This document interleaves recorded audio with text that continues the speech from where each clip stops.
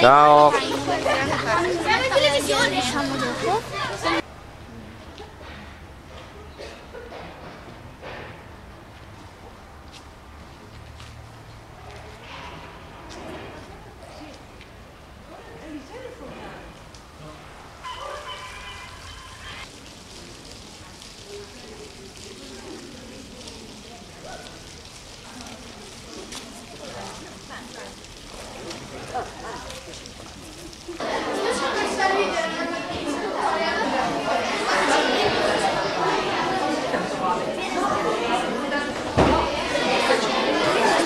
Sei pronto a scrivere? Sì, c'è anche una bella penna.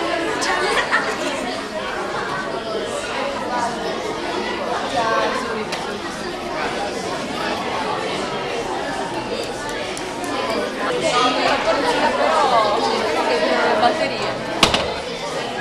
Vediamo.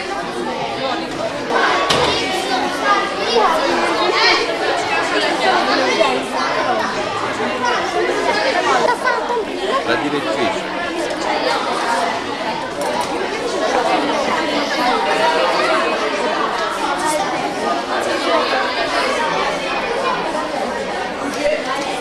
Della Sardegna e anche della Toscana. Io sono Giorgio Cano, il presidente dell'Associazione Culturale Sarda Quattro Mori di Livorno, e vi porto i saluti da parte mia naturalmente e anche da parte della comunità sarda che è nella provincia di Livorno. Ringrazio i vostri insegnanti che vi hanno condotto qui amorevolmente direi, e ringrazio tutti voi per essere intervenuti. Repubbliche Marinare. Penso che tutti di voi sappiate quali sono le repubbliche marinare, ma perché hanno dominato per un certo periodo. Qui abbiamo il professor Tronchetti, che è stato il direttore del Museo Nazionale Archeologico di Cagliari, quindi conosce la Sardegna palmo per palmo e tutta unica. L'anno scorso abbiamo affrontato il tema della civiltà romana in Sardegna, per sempre in relazione però Sardegna e Toscana, quindi la Sardegna con l'Etruria del nord. Grazie. Usi il radiomicrofono, grazie. Perché insomma la Sardegna, la fase romana è abbastanza ben conosciuta, però c'è il periodo successivo che è abbastanza, diciamo, precedente al VII. Noi lo chiamiamo ormai periodo della Sardegna tardo-romana, però in realtà imbrogliamo. Piano piano riescono a conquistare di esilio, dove mandare dei vescovi africani, come i vescovi di Cartagine, di Ippona, di Ruspe, che erano stati mandati appunto dal re Trasamondo in Sardegna. Quello che si può vedere, diciamo, nel periodo vandalo, cioè dal 5 città, che sono le cose che ovviamente conosciamo meglio, si vedono grossi lavori edilizi, ma mai, difficilmente sono grosse cose nuove. Nel 534 i bizantini si muovono e il duca Cirillo sbarca in Sardegna, la riprende e poco dopo cade anche il regno vandalo dell'Africa settentrionale. Azione da parte degli ostrogoti che rimangono lì, interbardi, che vengono citate in varie fonti nel 599 e anche poi successivamente, perché c'è un'iscrizione da Porto Torres che non al Nord Africa, che era proprio esattamente di fronte, e queste cose consigliano. Nel 1015 c'è una vera e propria occupazione da parte della Sardegna meridionale ad opera di Mujahid, sconfigge il Pesarte, occupa per completare l'occupazione dell'isola, ma sotto i bizantini la Sardegna fa parte della prefettura di Africa, che era quella che prefettura dell'azione finanziaria e l'ordine pubblico, e aveva facoltà di emettere norme a carattere locale. Lui ha anche siti più antichi e costruzioni precedenti per il culto.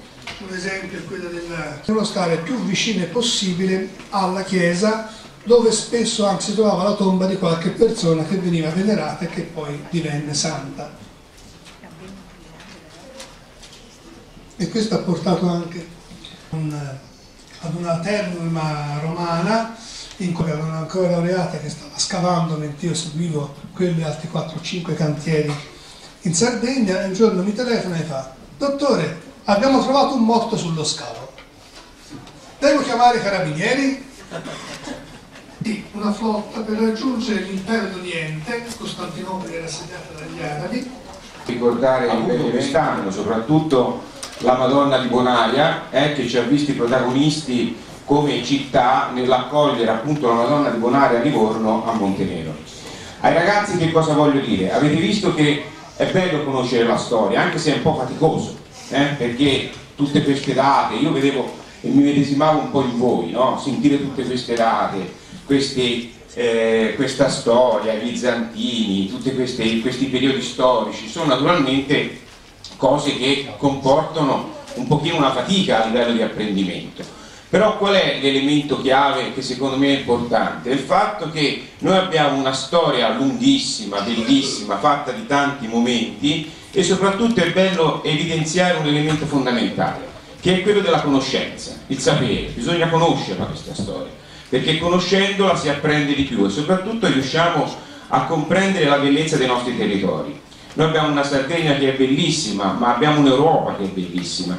Già allora noi vediamo come c'era già una costruzione, volendo, dell'Europa. Oggi siamo in un'Europa dei 27, facciamo fatica spesso a comprendere la bellezza di questi territori, e allora cerchiamo di sforzarci di vivere sempre più in conoscenza e soprattutto sforzarci a comprendere quanto sia importante il leggere e lo scrivere. Ieri, guardate, abbiamo avuto un grande personaggio qui a Livorno, Ernesto Ferrero, che è colui che ha scritto il libro N, da cui Paolo Virzì, un attore, un regista livornese, ha tratto il film Napoleone, e ha incontrato i vostri colleghi più grandi del Vespucci, dell'Istituto Einaudi di Piombino, della scuola alberghiera di Rosignano, per parlare proprio dell'importanza del leggere e dello scrivere. Ecco, il leggere ci può aiutare veramente a comprendere meglio la nostra storia e soprattutto a comprendere meglio noi stessi e soprattutto anche il mondo in cui viviamo, alla Sardegna e soprattutto... Cosa meno interessante del mio intervento. Allora, mi riallaccio velocemente a quello che ha detto prima di me il professor Carlo Tronchetti e prendo spunto anche dalla frase che ho appena sentito dell'unione, di conoscere la storia e di non dividerci e di ragionare in termini di unità, di vicinanza, di, se vogliamo, anche fratellanza tra popoli, e vedremo il perché, cosa ci insegna la storia a riguardo. Questo è il quadro mediterraneo durante l'impero bizantino. Vedete quanto ampia sia la zona rossa. All'interno della zona rossa troviamo Cagliari, troviamo Roma e troviamo anche questa città, Costantinopoli. Ora, riprendendo appunto il discorso dell'unità, guardate che zona ampia, diciamo, da personaggi molto forti che erano gli imperatori, quindi questo è un qualcosa che è storicamente cambiato e rende tutto un pochino più difficile. La Sardegna. La Sardegna l'abbiamo vista rossa come le altre parti, quindi fa parte di un impero. Questo impero, che mi arrivano le veline, non rischiamo gli errori, e lui è Costantino imperatore, il Costantino di Costantinopoli, quindi questo è rimasto come un sostrato, cioè un qualcosa che è lontano. Una chiesa così bella, così maestosa, guardate la proporzione con le persone.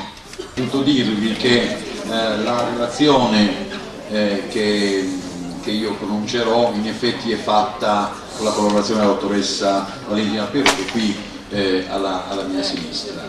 Mi rendo conto che l'economia, comunque vedremo come fare. Dunque, il regno di Torres, i rapporti con la Repubblica Marinara di Pisa, cose che ci concernono sia noi sardi che voi toscani. E per affrontare questo argomento, diciamo, tutto quello che è avvenuto prima è stato necessario propedeutico a quello che ora diremo, che arrivarono a flagellare con le loro flotte anche le coste sarde.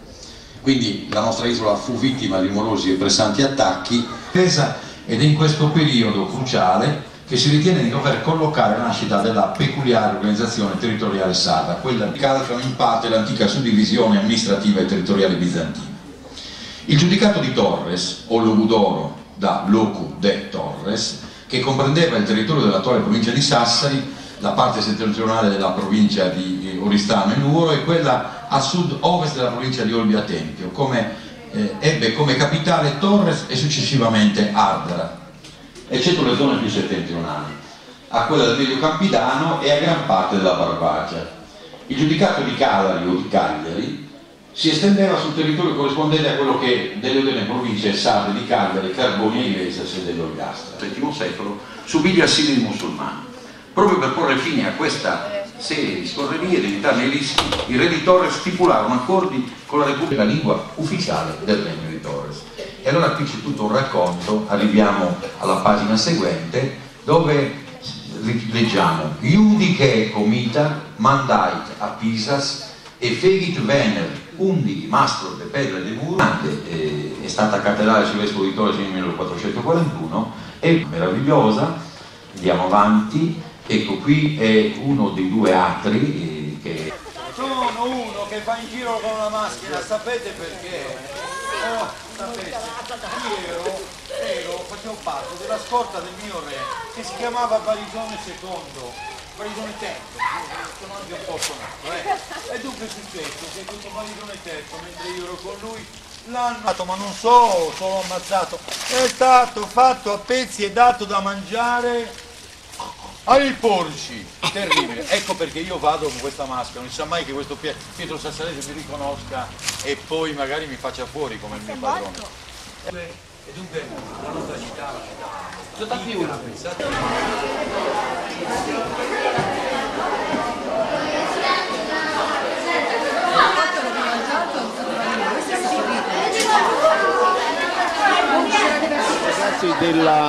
Della seconda M della scuola media Bartolena. Sono i ragazzi che hanno risposto al nostro invito di elaborare dei temi sul tema del convegno, la Sardegna dai Bizantini alla Repubblica Marinare. Sentiamo ora quelle che sono le loro impressioni su questo piccolo convegno. Ti chiami? Chiara Cioni. Chiara. Che cosa dici? Beh, è stato un convegno interessante sulla storia della Repubblica Marinare, di tutte le opere d'arte e le varie cappelle del dominio dell'età romana. Direi che è stato impressionante. Poi anche i professori hanno fatto delle belle, diciamo, racconti di... No, vabbè, però è stato... Sì. È stato emozionante. Tu hai da aggiungere qualcosa su questo? No, dico... Che cosa vi ha ispirato quando la professoressa vi ha chiesto di fare questi temi? Come avete reagito? No, all'inizio pensavamo è un po' difficile, però poi è stato interessante, via. Anche queste... Anche perché avete elaborato dei temi anche in pochissimo tempo. E abbiamo di quali mezzi vi siete serviti? Enciclopedie e internet. Cioè, grazie anche a queste ricerche abbiamo imparato molto. Siamo riusciti a approfondire magari studi che già sapevamo, però in maniera più approfondita e ora si riapprofondiscono, diciamo, tutte le classi insieme. Sì. Qualcun altro ha da aggiungere qualcosa? Te per esempio, che cosa ci dici di questi bravi espositori? No, non lo so. Cosa? Chi è che ti è piaciuto di più, per esempio, come esposizione? Che ti è sembrato più interessante? Ma più o meno sono stati tutti interessanti. Qualcun altro ha da aggiungere qualcosa? È stata una cosa molto interessante. Capito che nonostante ci fosse tipo la distanza tra popolazioni, i modi di vivere o comunque di costruire o di fare sono sempre simili. C'è anche un'altra lezione. Le terre, anche in un'epoca buia come il Medioevo, in realtà non sono mai sole. No, ci sono sempre rapporti tra le varie popolazioni. Quindi che cosa si può dire anche considerando l'Europa attuale? Che le radici di questa Europa nascono anche dai tempi più antichi, dal Medioevo. I progenitori e qualcosa un po' prima, qualcosa anche nell'architettura. Va bene. Perché i bizantini portarono, cioè diciamo, architettura nuova. Non so come definirla. Architettura nuova, con la nuova forma delle chiese a croce greca. Di nuova perché poi i loro modelli poi si svilupparono e arrivarono fino a noi, modellandoli. Hanno fatto anche capire che non si fa mai niente a caso, tipo le chiese vengono di solito costruite sopra alcuni tipo cimiteri o comunque luoghi che sono stati importanti per la religione o comunque religiosi. Cioè soprattutto su luoghi santi, che venivano considerati come luoghi santi. Ragazzi, io mi congratulo con voi di nuovo per i bei lavori che avete fatto e vi ringrazio anche perché siete stati bravi anche in queste risposte. Ci siamo anche divertiti. Ecco, il bello è sempre abbinare, coniugare, no? E con la cultura. Benissimo. In gruppo. Questo è una cosa molto bella. Questo ha aiutato a rafforzare i rapporti di amicizia tra di noi. Bravo. Vero. Complimenti. Novembre a patrocinare questa iniziativa voluta dal Circolo dei Sardi, dal Circolo Culturale dei Sardi Quattro Mori di Livorno, c'è stata proprio la provincia di Livorno che con il suo presidente ha partecipato oltre che patrocinare l'iniziativa. Giorgio Cutufà, lei ha sostenuto non solo questa iniziativa del Circolo dei Sardi ma innumerevoli altre cose. Questo forte legame fra Livorno, la Toscana e la Sardegna, da che cosa nasce? Dovrei dire anche da un comune passato anche di area pisana, se così si può dire.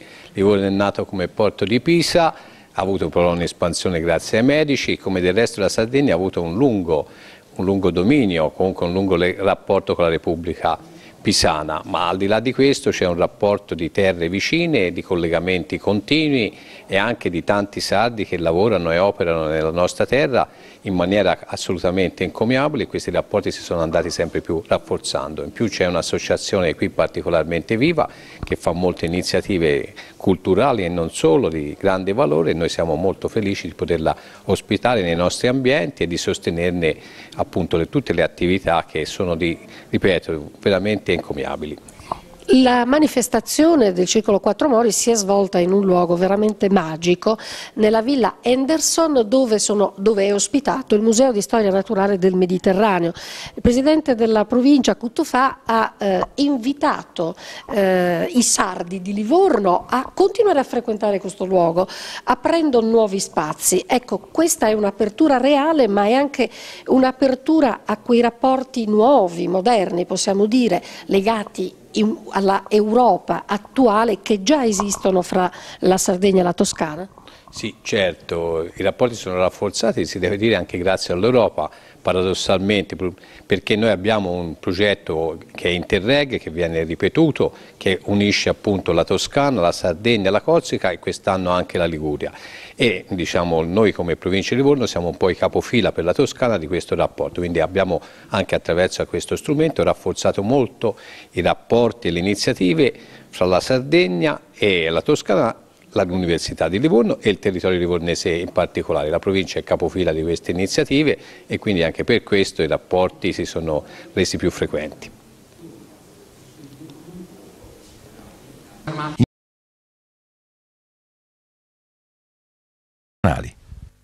Dall'epoca romana a quella giudicale, successo delle iniziative dell'Associazione Sarda Quattro Mori, sentiamo Carmina Conte. La splendida cornice di Villa Henderson ha accolto le iniziative dell'Associazione Culturale Sarda Quattro mori di Livorno, sulla storia della Sardegna dall'epoca bizantina a quella delle repubbliche marinare, che nell'isola coincide con quella giudicale, la più feconda forse della Sardegna del passato. Una ulteriore tappa nella conoscenza della storia della Sardegna, a torto considerata solo regionale e quindi minore, ha detto Giorgio Canu, presidente dell'associazione, rivolgendosi ai ragazzi delle scuole elementari e medie dell'antico Porto Mediceo, che hanno partecipato con autentico interesse, così come le centinaia di cittadini di origine sarda, ma anche tanti livornesi doc che da sempre seguono le manifestazioni dell'Associazione Quattro Mori, come ha sottolineato Carlo Cutufà, presidente della provincia di Livorno, che ha invitato l'associazione a continuare anche per il futuro a utilizzare la prestigiosa sede del Museo di Storia Naturale del Mediterraneo. E così in tanti si sono appassionati alle vicende storiche della Sardegna e ai suoi rapporti con la Toscana, ma anche a quelle della sua architettura, raccontate attraverso immagini affascinanti da studiosi come Carlo Tronchetti, già direttore del Museo Archeologico Nazionale di Cagliari, e Alessandro Ruggeri, esperto di architettura alto-medioevale. Le conferenze si sono articolate in 3 momenti distinti, con una tappa anche al Castello di Piombino. Un tocco di novità e simpatia l'ha portata la performance teatrale di Giancarlo Pinna, che, vestendo i panni del personaggio fantastico di Rambaldo di Torres, ha portato in mezzo al pubblico l'epopea del giudicato di Torres e della sua regina Adelasia. Influenze, reinterpretazione degli apporti culturali, ma sempre quasi in un rapporto di scambio alla pari e con confronti politici paritetici. Questo ciò che è giusto apprendere di una storia spesso riservata a interessi locali, come quanto accaduto in Sardegna nel corso della propria storia, con il patrocinio della Regione Autonoma Sardegna, Provincia e Comune di Livorno e la Federazione delle Associazioni Sarde in Italia.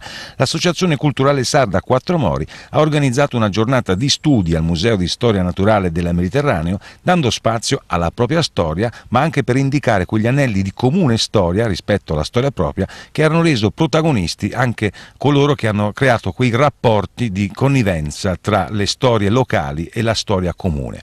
Contributi culturali e innovativi diffusi grazie al contatto continuo tra la Sardegna e le repubbliche marinare, lo dimostrano le vestigie architettoniche ancora oggi visibili.